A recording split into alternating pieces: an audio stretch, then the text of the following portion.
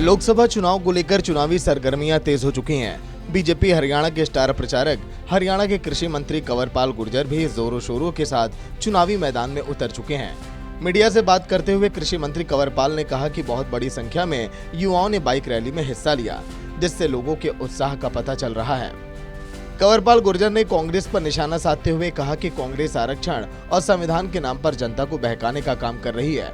कांग्रेस मजहब के आधार पर आरक्षण देने की बात कर रही है, जबकि संविधान के अनुसार ऐसा संभव नहीं है।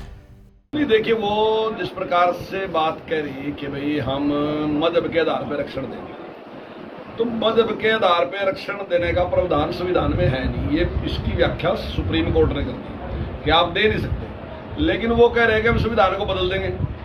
तो जो संविधान को बदलने वाले हैं और वो हमारे ऊपर लगे रहे कि हम बदलेंगे, वो स्वयं अपने आप घोषणा करके कह रहे हैं कि हम बदल देंगे। तो मैं समझता हूँ कि उन्होंने पहले भी संविधान को नष्ट करने का, उसको बदलने का काम किया। आगे वो चैलेंज देगी, इस बात पे कह रहे हैं कि हम बदलेंगे, लेकिन कुछ समाज को बकाने का काम भी कर रहे हैं कि बीजेपी ये काम कर रही है, लेकिन हम संविधान की रक्षा करेंगे। कृषि मंत्री ने दावा किया कि अंबाला लोकसभा से बीजेपी के प्रत्याशी बंटू कटारिया रिकॉर्ड मतों से जीत दर्ज करेंगे और बीजेपी हरियाणा में सभी सीटों पर जीत दर्ज करेगी।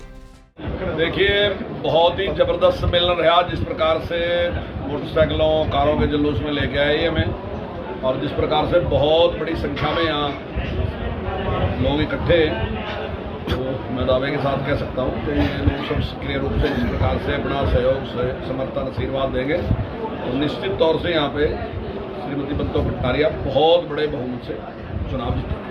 गौरतलब है कि बीजेपी हरियाणा की सभी 10 सीटों पर कमल खिलाने में जुटी है, जिसे लेकर पार्टी के तमाम दिग्गज नेता प्रचार में जुटे हुए हैं।